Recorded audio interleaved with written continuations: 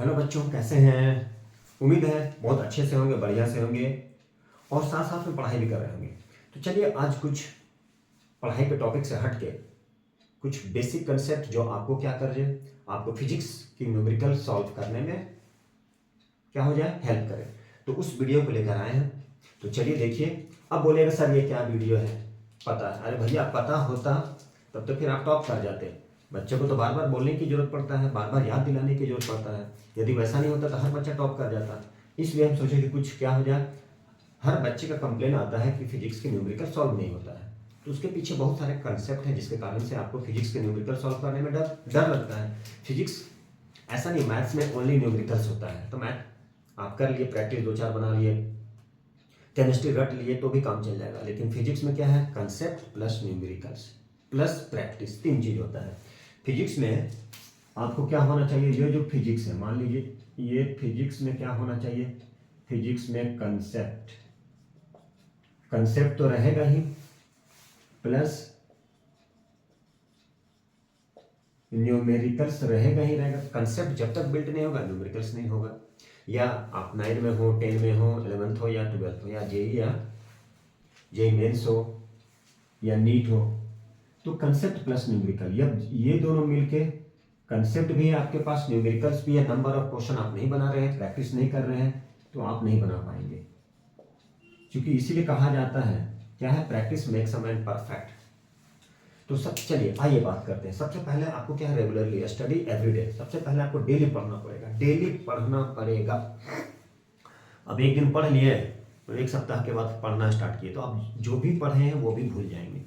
इसीलिए क्या बोला जाता है, स्टडी एवरीडे, मतलब डेली पढ़ना। आपको 2 घंटा या 1 घंटा या 3 घंटा जितना भी पढ़ें, आप क्या करें, डेली पढ़ें।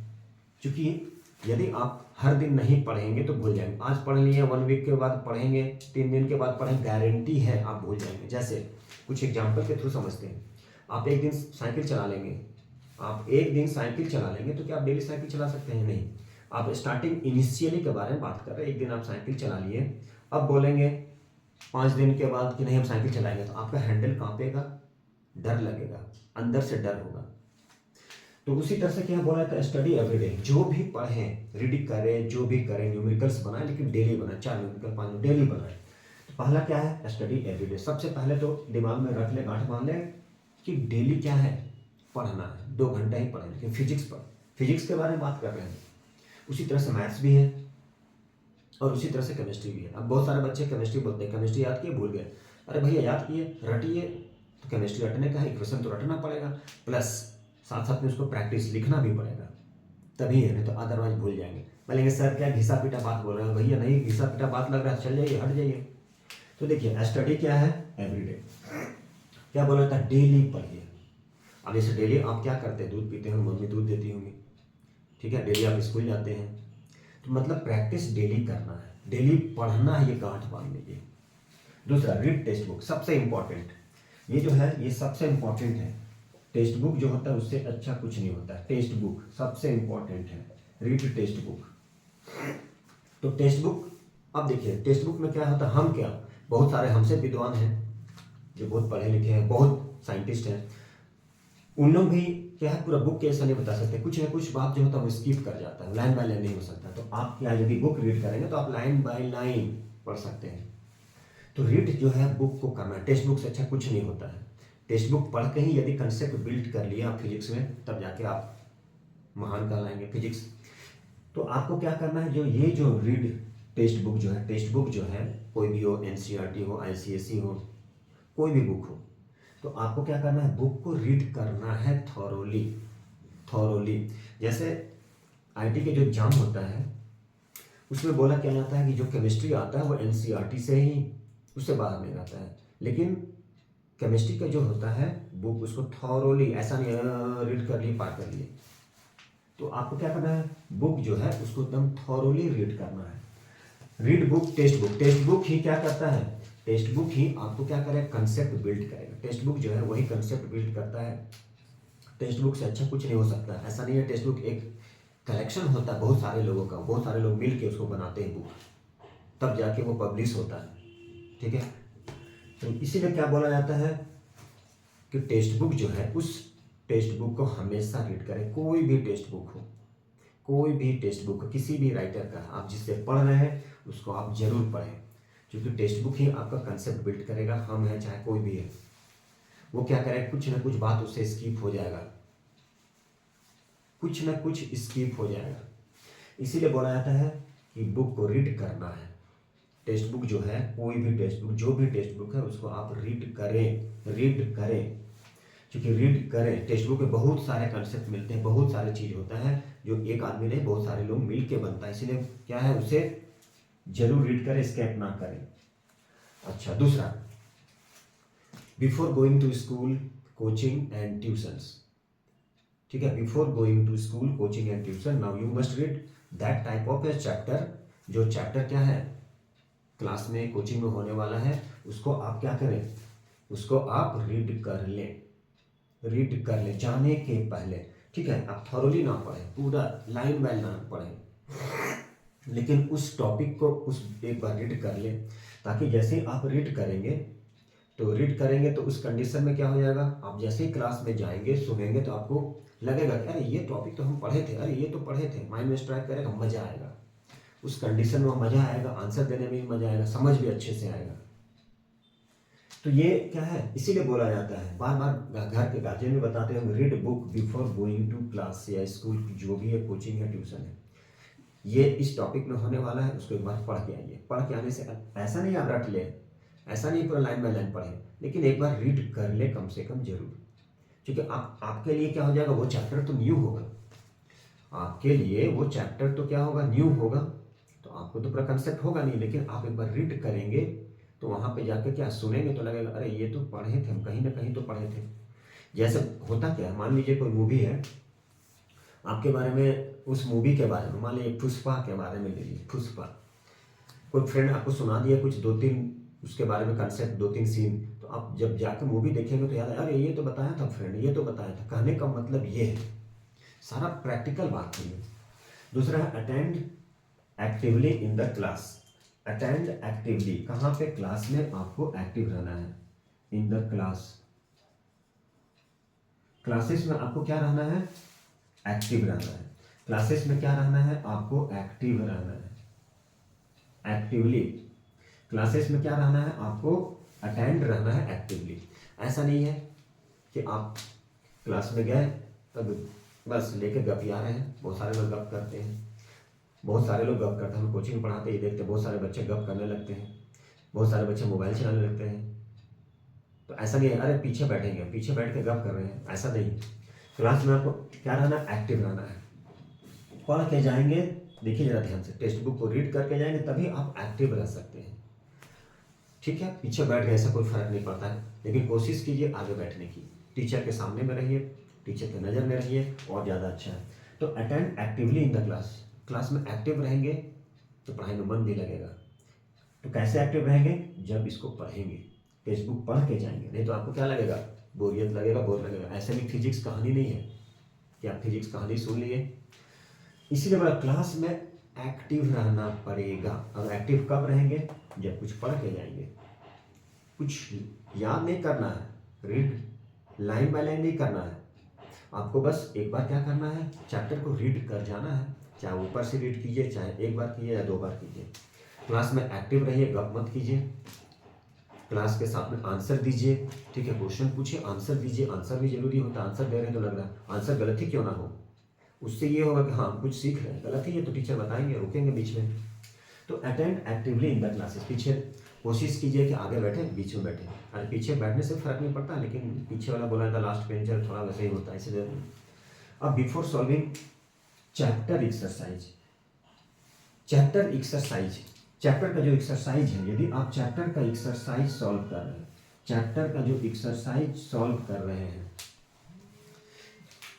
चैप्टर का जो एक्सरसाइज, यदि आप चैप्टर के एक्सरसाइज को सॉल्व कर रहे हैं तो सबसे इंपॉर्टेंट चीज होता है, सबसे इंपॉर्टेंट चीज, यदि चैप्टर के एक्सरसाइज है, मान लीजिए चैप्टर फर्स्ट है, उसका एक्सरसाइज कर रहे हैं जो अनसॉल्व रहता है, तो वो जब एक्सरसाइज सॉल्व कर रहे हैं उसके पहले क्या करना है, आपको एग्जाम्पल, सॉल्व एग्जाम्पल बनाना है, लेकिन इनोसेंटली, उसको इनोसेंटली बनाना है। इनोसेंटली का मतलब क्या हुआ, उसको कैसे बनाना है, इनोसेंटली बनाना है। इनोसेंटली का मतलब शरीफी से बनाना है आपको। कैसे बनाना है, एकदम शरीफ होके।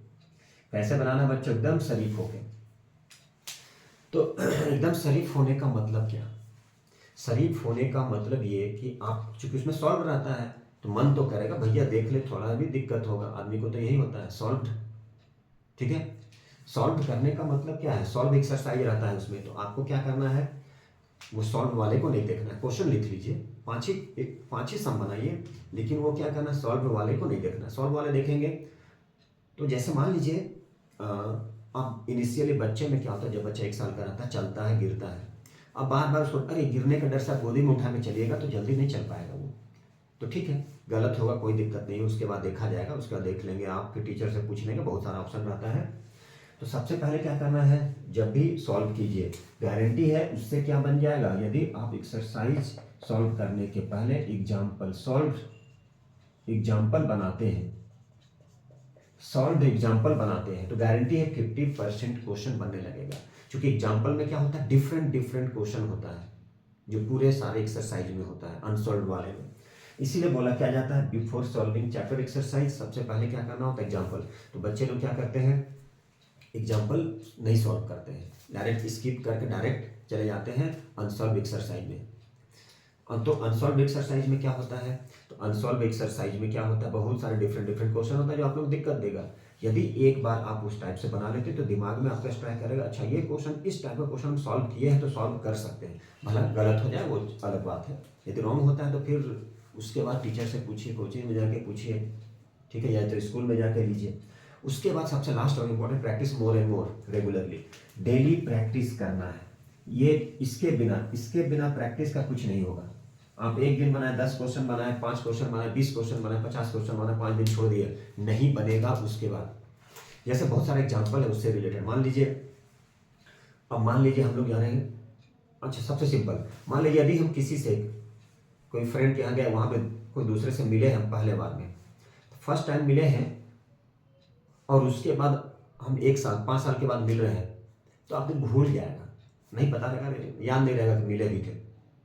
तो उस कंडीशन में क्या है, यदि बार बार हम उससे मिलेंगे, 2-3 बार यदि मिल लिए, तब तो याद हो जाएगा, अरे हाँ आपसे मिले थे हम, वहाँ पे फलनुआ के शादी में भेंट हुए थे। मतलब प्रैक्टिस, और वो छोड़ दीजिए, प्रैक्टिस की कमी। इसीलिए देखिए सबसे इंपॉर्टेंट, प्रैक्टिस की कमी कहने का मतलब, महान महान प्लेयर हो जाते हैं जो क्या करते, विजय हजारे ट्रॉफी, रणजी ट्रॉफी नहीं खेलते हैं, वो खेला जाता है। क्यों, क्योंकि उससे आपका रिदम बिल्ड होता है, प्रैक्टिस होता है, जो डिफरेंट डिफरेंट बॉलर रहेंगे। अब अपने आप को बड़े समझ लेंगे हम, तो उस कंडीशन में हम नहीं खेलेंगे तो दिक्कत हो जाएगा।